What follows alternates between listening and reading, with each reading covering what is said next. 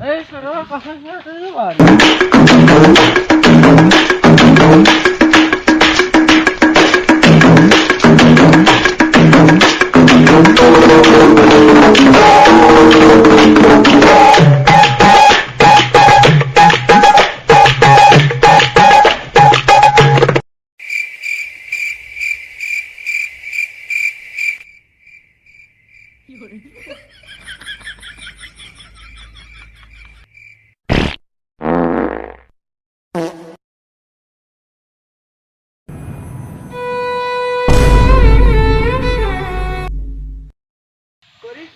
हमारे खेत में लगा रहा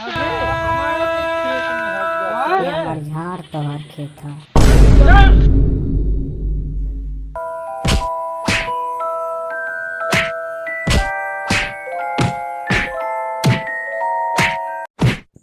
अरे सारे बहुत तेज मरले बटरे चला तुमके मुखिया जी लगे लिया चला।